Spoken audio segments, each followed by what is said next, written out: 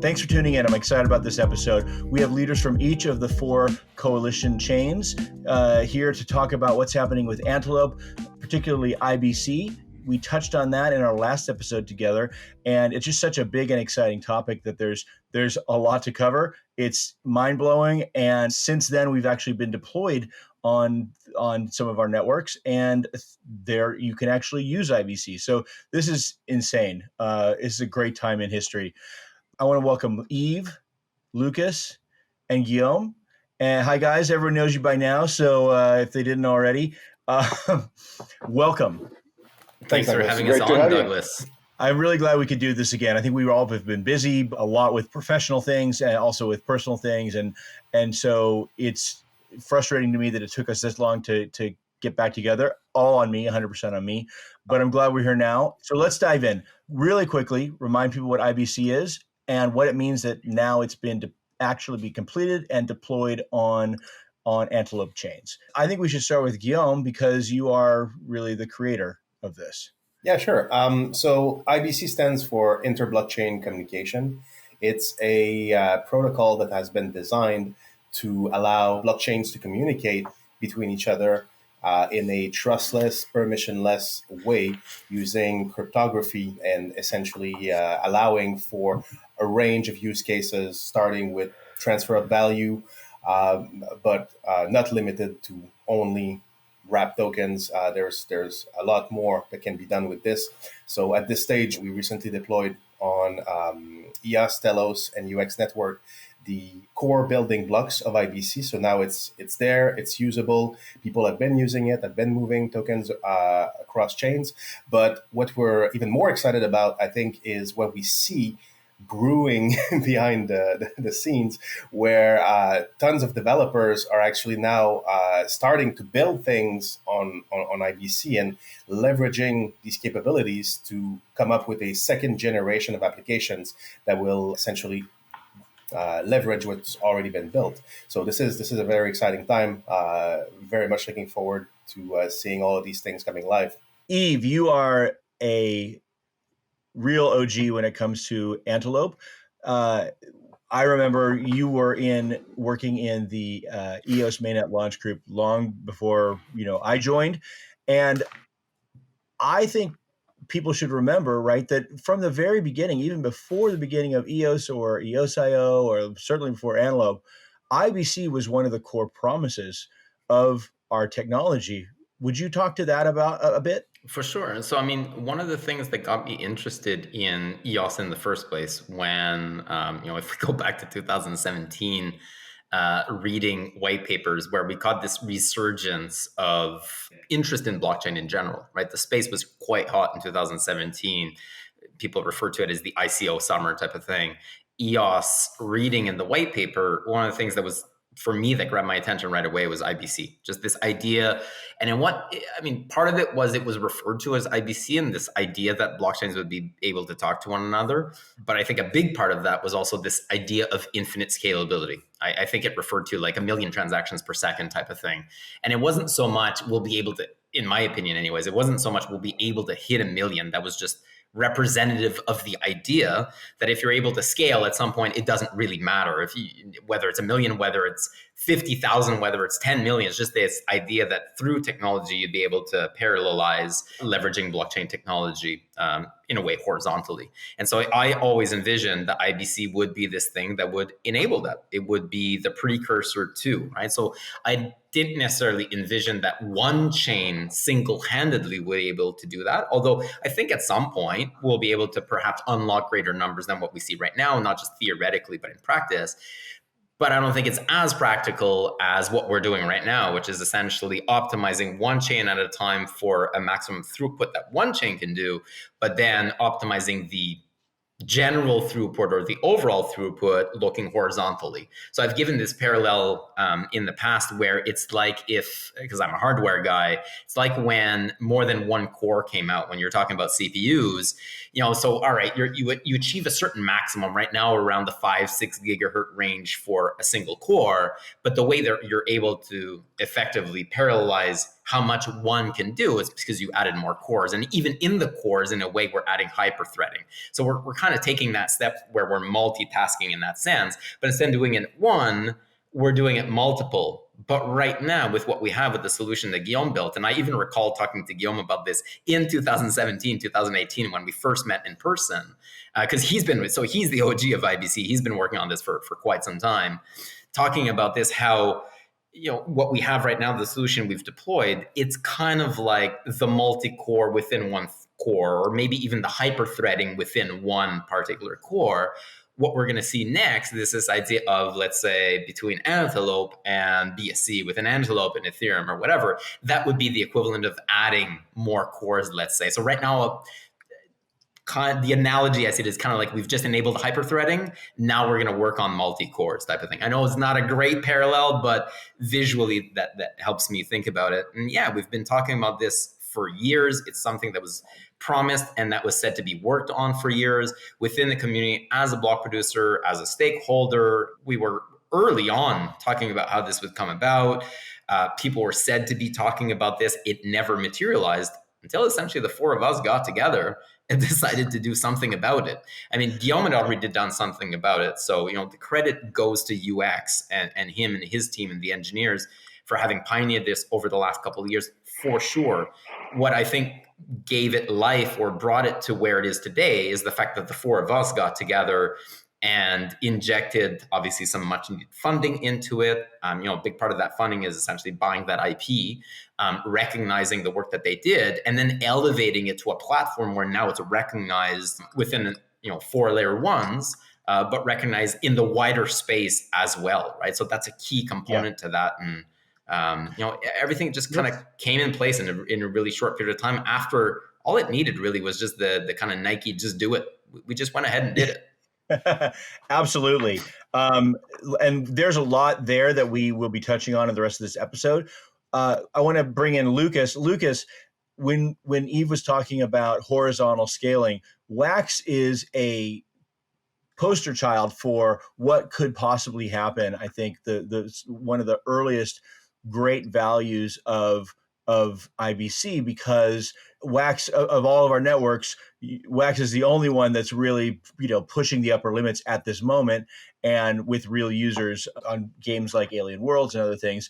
So to me, it seems that there's an immediate application, if not sooner, as my dad used to say, immediate if not sooner, that you could bring in to start creating horizontal scaling of WAX for your popular game apps. Do you have thoughts on that? And am I correct in intuiting that? Oh, for sure. When WAX joined the Antelope Coalition, this was definitely one of the projects that we wanted to make sure that gets prioritized very high, along with other improvements on the scalability plus side, like the instant finality and the resource model, addressing the resource model constraints, because we've been blessed with a lot of daily active wallets, and there's just a lot of transactions on chain, which I'm sure other members will see eventually, which means this is a problem that we are all going to face. Vertical scalability and horizontal scalability are something that are very important for us to address. And for WAX, it's a real problem. It's not a theoretical problem, right? We've experienced peaks of about, I think, I want to say about 25 to 30 million transactions per day, and we at some point had close to 850,000 active wallets per day at the peak during 2021. Right now we've settled around 20 million transactions per day and about 450,000 active wallets, I believe, which is still pushing it, right? Like if you actually look at the numbers on that radar and you just kind of start comparing, I think WAX is an example that Antelope is one of the only technologies out there that has proven in production, not in a lab, that it can actually scale, right? I mean, WAX right now is pushing probably like 2.5 times the number of transactions that all other blockchains combined have, right? Right. So this is a great testament to the technology, and everything that we're doing is designed so we can create that network of networks. So our chains can communicate together. But personally, for WAX, I have now tools that allow me to have conversations with projects like Alien Worlds and others when we can start discussing, creating these side chains that would be essentially hosting those applications, those dApps, so they don't necessarily impact the operation of the whole chain, right? I want to say a year and a half ago, I was extremely nervous because Block One really stopped maintaining the code base. There hasn't been a coalition in place yet. And I was just looking at our numbers, and we had a decision. We either have to start massively invest into this technology ourselves, or find some other ways to really figure out scaling. So when Antelope Coalition was formed, this was fantastic because I was like, oh my God, this could not have come at a better time, and I'm so grateful at all the big brains at the table that are solving these real problems, right? Which we will all face at some point, right? Exactly. So that is the price of success. That's what we want, right? So small side story here. Back when we were trying to get what now is Antelope Coalition together, and it was there was some chaos, as we all remember. Part of my process is trying to look at the situation from the standpoint of each participant, right? Like truly not just like what I would like them to think, but what someone really thinks. And my assessment at the time was of WAX was, this was before we talked. This is before there was a coalition. You were interested, but I was thinking, if those guys aren't thinking about going to Hyperledger Fabric or some other just purely straight up centralized, super fast decision solution, not that you would, but if that wasn't like a serious consideration that was at least coming up at meetings, I would be very surprised, because you were facing an existential issue at that time. If anything, with all the negatives around that, we know about token price and things like that, this crypto, winter or whatever we're in right now, is actually a bit of a respite for WAX, because if things kept going so hard, and we hadn't had a solution, you would have a real trouble. You were having trouble. And I think every one of us is facing that, right? That's what we want. We want that trouble. We want that. We want that hard situation. I can tell you that we've purposefully arrested our growth when it comes to number of accounts, right? Typically on Antelope chains, when you're creating accounts, you have to use the native utility token of the chain to pay for resources, right? And at some point, we're looking at 100,000 accounts being created per day, right? So wow, it was just not sustainable, kind of right? It was not sustainable, and yes, most of these accounts were due to bot farms and botting that was going on various different play to earn applications. But we talk about gaming being the next thing, right? There are games out there that have 100,000 daily active users, right? There are games out there that have 100 million active users, right? And those You're are talking kind about of non-blockchain games, right? Yeah, non-blockchain games, right? So we're talking about non-blockchain games, but WAX is all about gaming. We want to provide ecosystem where these digital assets can represent in-game assets, right? That just kind of comes from our background back in the Opskins days when we were running the skins, the skin marketplace on Steam. Right, so it's just kind of an extension of that model.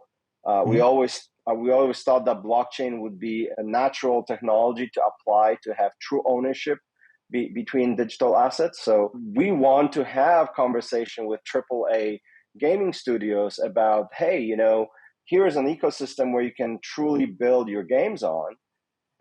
And then, the reality is that there is a hard cap in terms of, how many accounts can be created. And there is a hard cap on the throughput.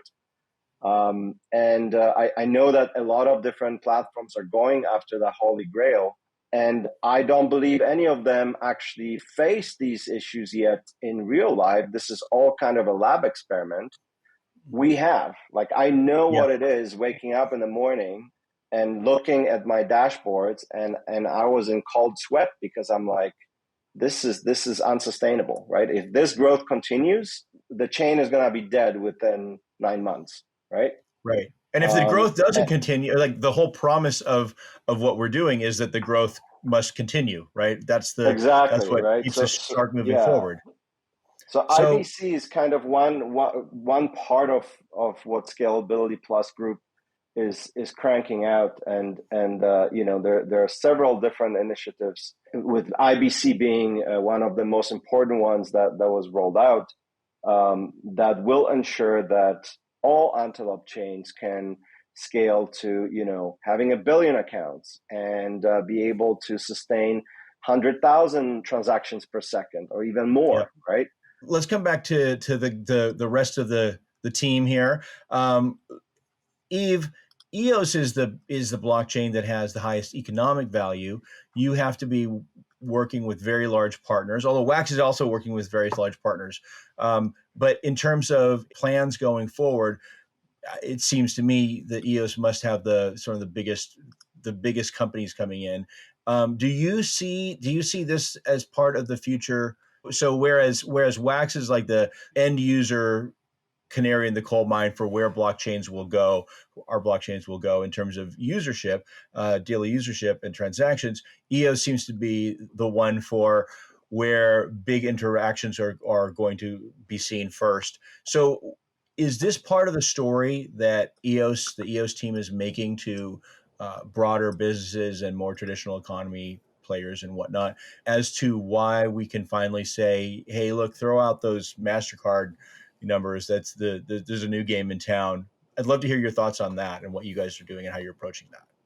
Oh, for sure. I mean, as of last September, we started going on the road with the ENF and representing EOS, representing the coalition as well. And it's always brought up, right? I've been on a panel specifically where I don't recall the exact name of the panel, but it was all about scalability. And I brought this up. I brought up the work that the coalition is doing and how essentially what we're seeing today is a collaboration between the four chains, how what we're seeing and what's possible with it is more than just what we're building. Let me try to explain that a little bit, right? So if we worked on IBC in a void, let's say UX works in IBC in a void, they can't really showcase that there's a need for that, right? So it's only showing, all right, we've got supply, but there's no demand right now. If WAX didn't have this in a void, it's like, oh shit, we're hitting the cap of supply. We actually can't, I guess, open up to that to more demand. EOS is kind of in between right now, where it's showing we've had the demand in the past. We no longer have that demand. Obviously, we're working on that. We'd like to get some of that back, and we're able to kind of leverage both of them in this context of IBC and in saying for the coalition, look, this product was designed holistically in we've got a product that we all share, Antelope, that is at the base. We've seen what happens when you hit the cap of supply. And WAX, as an example, as a perfect proof of concept, is hitting that supply cap on a daily basis. And as Lukas mentioned, it's not just hitting the cap of supply on a daily basis. It's literally keeping the cap of supply of all blockchains on a daily basis. Like, we are at the forefront. Yeah. And so the work that we're all doing together that was amplified by these four partners is actually elevating the entire blockchain ecosystem, and how we're all key to that and all key to making that happen. So it's more than just EOS in a void or UX in a void, WAX in a void, or Telos in a void. It's the four of us coming together that are actually pioneering the space. And so we're definitely using that as a narrative, not just for EOS, for the coalition as a whole. Guillaume and I have been talking about as well, and I guess the four of us have started talking about this, and it's going to be in the Thursday calls going forward as well. This idea of business development for the coalition. So looking at what we have combined together and how we can position essentially Antelope IO as a product, and how we can compete against other generic products or layer ones as the software stack. And how we're now moving into that phase where we've got something as a group, how we can start competing as a group, but then also internally how we can remain the competition internal, but also work together and stuff. And so definitely those are discussions that are happening right now, and they're really exciting. And it's not simply discussions at this stage. So we also started seeing through the grant framework, people applying for grants that are related to IBC to either leverage IBC, to amplify, to build tools for it. And so that's actually one of them I'm going to bring up today in the call that we're having later on with the coalition. There's also another one that we just approved fresh off the press as of last night within our grant framework, which is basically Antelope IBC. It's called Antelope Firewall by the Boyd team. That'll apply to the R4 chains. I don't necessarily want to go into detail what that is, but we're already seeing the tangible effects of the product now being leveraged by the community, funding even already going out to amplify this. It's no longer theoretical. People are starting to leverage this. People are starting to work on this. Guillaume and I, like I mentioned, are also talking about business development, how externals and how VCs and how capital now is seeing this and looking at how could essentially something be created out of this that is not R4 chains, maybe a new token in the context of super token or something like that. So this is really exciting. This is not theoretical anymore. It's real, and there's a lot of movement on this. And definitely EOS is trying to leverage that. That is very important, I think, for the four of us. So as much as EOS right now is the largest treasury, it would be great for the coalition to have a treasury, and for that treasury maybe I could see how it'd be realistic that it starts because of this particular product, for example. Right. Well, we've begun that a bit in very exploratory terms, and so it doesn't hit the Thursday meetings yet. But I think we'll probably be talking about that a little today, at least touch on the meeting we had on Monday. That by the way, that Lukas led, and I think that was thank you for that. While we're doing shout outs, big shout out. You mentioned Boyd. They've been doing great work. They have totally revamped their system, and now they are fully on chain. It's exciting. That's a possibility that we see. Yves, you said you're not going out, to that many places, but you made a deal with a city in Korea recently. Like, those are very large scale. And what I look at for each of these, and I think the important way for people to look at this, right? Because I hear people in my community going, "Oh, EOS say this and whatever." I'm like, no. That's where we're going to be. Like, look at that as our future. Look at WAX as our future of usage, right? It's we're all on a curve, and we're different, and we're in different places in the curve, but they're all essentially moving in that same direction. And so the problems that any of these chains have now, we will also experience if we're lucky, if we keep doing the work we're doing. And that goes for UX as well. UX is in a slightly different place on the curve because of its origin and whatnot, pun intended. But we're all moving in that direction. And so when I see the other chains, I see our own future, right? And I see our future ambitions, and I see our future concerns. And I think for all of us, that's another thing that we have. And when you talk about promoting the chain, right, as a product, right, the same way, I think that means the same way as like Linux is a product or Android is a product, right? Nobody owns it. It's a group of tools that are used, and they get better the more it's used. And that's where Antelope is. So Guillaume, let's come back to you, because UX Network is a great example of something that's still a little further back on that curve because of where you've been coming, but as also on the technological curve, you've been a singular contributor to the amazing tech that's coming out, Instant Finality, IBC, all these things. I occasionally accidentally call UX the IBC network, and it's a Freudian slip, but it's well intentioned. Do you see that I see potential for this to be a big part of your future, not simply as a hub. This isn't designed as a hub, but I still think a lot of great ideas, a lot of development are happening there, and you on UX Network will be leading a lot of that. How do you see this growing your future? To me, it seems like it's going to be perhaps a core component of what UX Network is about. Am I seeing the right things there? Yeah, no, absolutely. It's the reason why we started working on this is because it was a critical piece of our like corporate strategy as we were developing the rest of our internal roadmap, and we thought that it would be delivered by Block One. I mean, as Yves mentioned earlier, very early on, like before the network, the ES network even launched, IBC was already like amongst the like promised pieces of software that Block One was going to release. So we were like, okay, that's coming. No worries. We'll work on the rest of the stuff. And at some point, we were waiting, and we just realized that no, it was not coming. and if we really wanted it, we had to build it.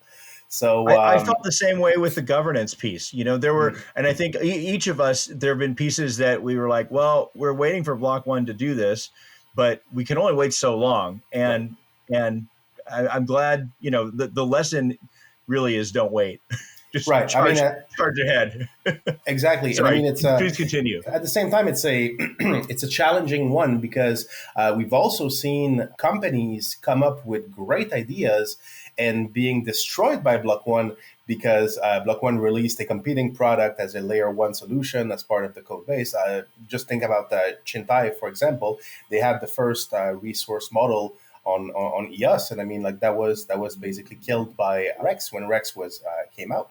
And it's very dangerous to embark in long-term development endeavors if you don't know if if like, for example, Block One is going to come up with a competitor to what you're building. So I mean, it was kind of it's work on it. It's coming soon. Exactly. It's because you don't know. At the end of the day, like we have to allocate our budget. We have to take financial decisions, and we're getting mixed message. Like on one end, like, oh yeah, it's coming. On the other end, like, oh, it's we just came up with this. Like, like we're gonna push it as a layer one solution. So you don't know where to align yourself. This is extremely resource intensive, right? We're talking about something very complex that costs a lot of money, that takes a lot of people's time, very specific people's time. Yep. So it's not, it is a significant decision to make whether or not you allocate those resources or not. If somebody else with deep pockets is saying, I'm taking care of this, of course you're not going to take care of this then. Well, the perfect analog to this, to me, is I used to work for Microsoft, admitted.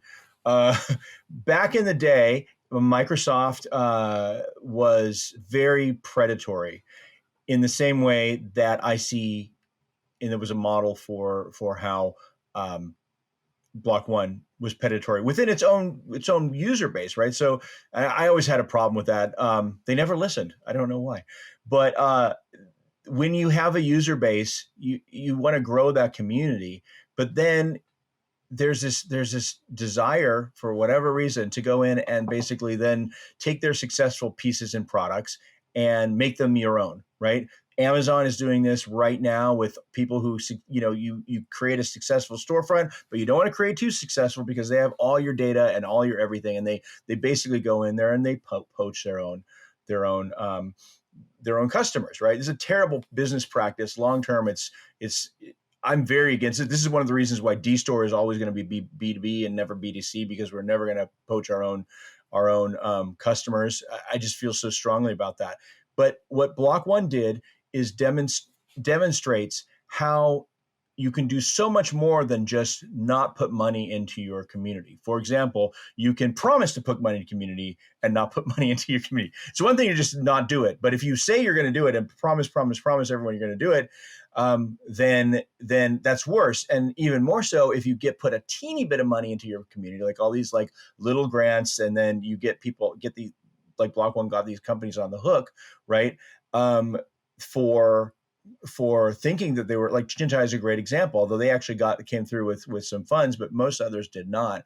they also hoover up all the resources, the blockchain architects, right? So so a lot of things happen beyond just, oh, they said they were going to invest money. They did a lot of actual predatory things.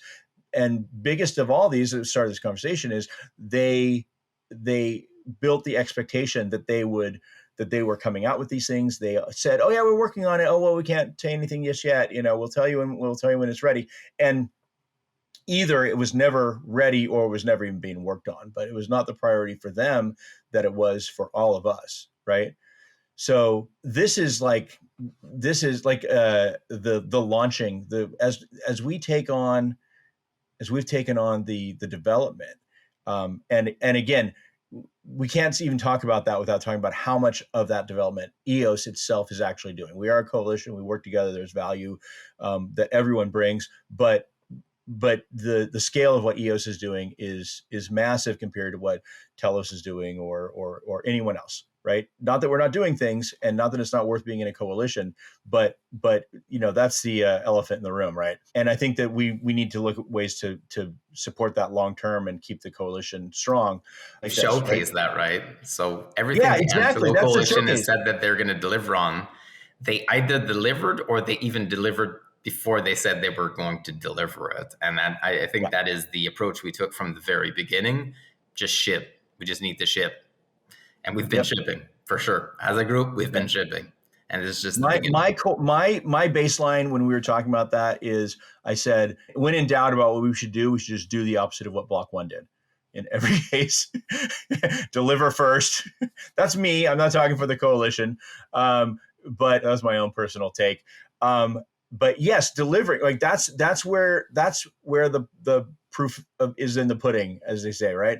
We deliver these things. UX has delivered this great thing, this great IBC, where instant finality is coming out next. It's just very exciting. They better deliver instant finality. The pressure's on. Well, welcome to blockchain, baby. Of course the pressure's on. The pressure's always on, right? It's okay. Guillaume's in a really nice place where at least there's no external pressures or minimal external pressures, so he can focus on this thing. I think he's good. Him and his team have been doing amazing work. I'm obviously just teasing. I think this is what's really good as well about this coalition is, as a group of really direct competitors, we're finding ways to work together very amicably, but it's more than just amicable. We are able to actually push the envelope together on things that, and this is where we focus on the things that actually bring us together, and not the things that push us apart, which is really cool. I think this is and IBC is that. I mean, IBC is the technical representation of essentially kind of the coalition. And we're only scratching the surface of what's possible and what's already down the pipeline with this. Yeah, you can't have a network of one, right? There's no such thing, right? That's why I say that a lot in other contexts, but there's no network of one. If EOS alone or UX or WAX or anybody alone brought out IBC, it would have value for horizontal scaling, but it would miss the greater value of pulling together a ecosystem that, once people understand that, hey, this is the ecosystem, and the way that they understand it around parachains and around Cosmos ecosystem and things like that, where they say, well, you're not just buying into one chain, you're buying into an ecosystem, right? You're buying, it's Linux, right? Let's all look at this as one of the greatest success stories of the past century, which is Linux to me.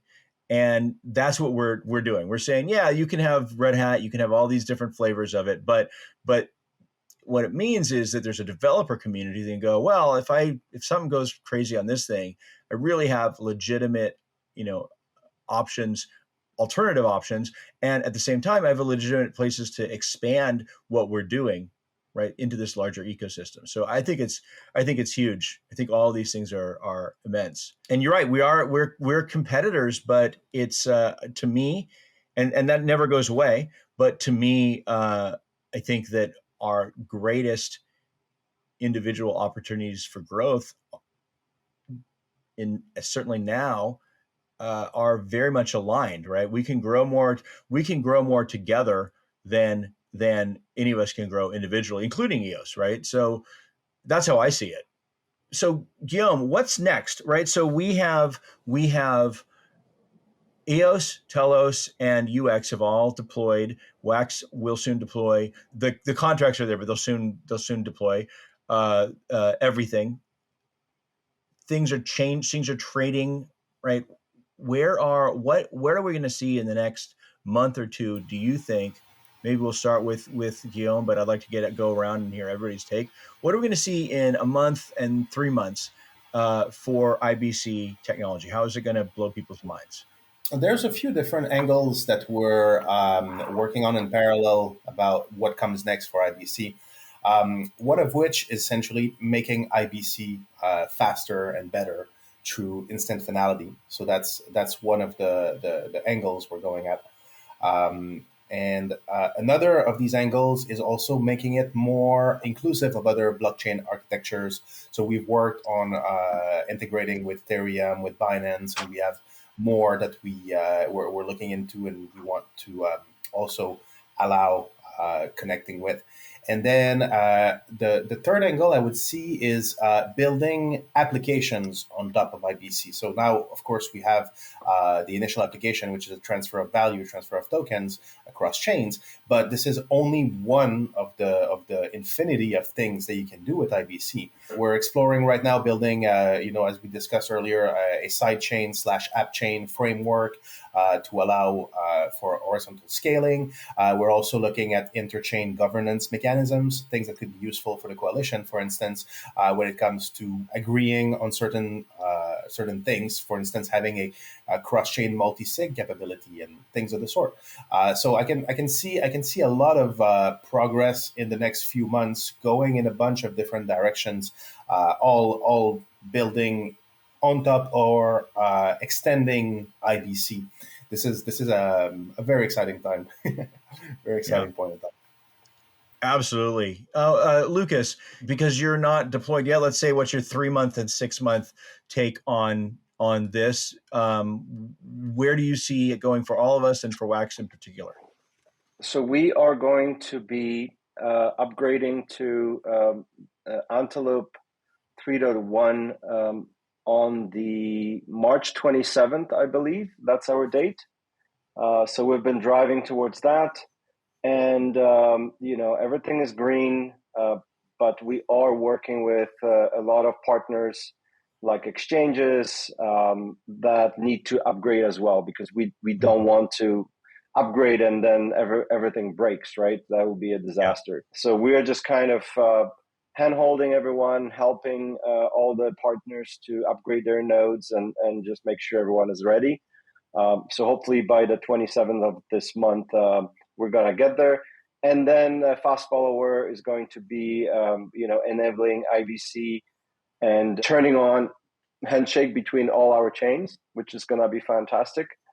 And then, like everything in this space, I think that a lot of times you build something having a certain intention that this particular feature or technology would take, but then it's really up to the communities and builders that are going to flesh it out and see what type of applications, what kind of utility this is going to power, right? Like I think that we don't know yet all the different use cases that this is going to be used for, and I am extremely excited to see what builders are going to do on each of our chains, and then what builders are going to do once they actually start leveraging the network of networks effect, right? I'm super bullish on IBC and all the other features that we're all working on. This is going to be great. Yeah, people when they I think we're much stronger together. So this is important. Absolutely. When they built YouTube, I don't think anyone thought that their unboxing videos were going to be a thing. There's all these kinds of things that have come out that are just part of our culture and everyday they exist and they're their own phenomenon that nobody said, okay, well, this ultimately we're going to have videos where we watch people eat and everyone's going to love it. When you invent or disseminate this technology, you don't know how it's going to be used. Yves, I'd love to hear your take on this as well. What should people be expecting from EOS and from the coalition out of the launch of IBC? I think the first thing we're going to see is more movement between our 4 chains, where I believe that EOS will be leveraged for its liquidity, because that's one way to essentially unlock liquidity in the other respective chains, is going through EOS as a hub and then opening up to the 180 or so different listings that EOS has right now. I think that we're going to achieve consensus and reach on some type of deployment for USDT in the 3 other respective chains. I think that we're going to start seeing movement on that. I think we're going to start seeing more DeFi, and we've already started seeing this, but more DeFi applications on EOS integrating IBC, opening up to the others. So we got DeFi box now with UTX, etc. So just we're going to see more of that. I think we're going to start seeing application specific use cases for IBC, where it's not through our hub or our, let's say, whitelisted contract, but they're going to start experimenting for the resources limitations that they're facing. And we're going to start seeing some pioneering either in account, RAM limitations, account creation, maybe even CPU type of thing. I think we're going to start seeing some of that. I think there are going to be some other surprises as well, maybe from the IBC team itself, or I guess UX team itself on that front, as they perhaps redirect more resources there. And I think it's going to start being leveraged as well at the coalition level when we talk about RAM limitation fixes. I think that the RFPs that are being drafted out right now and the next funds that will likely have to vote on / allocate and such, I think some of it will start leveraging IBC.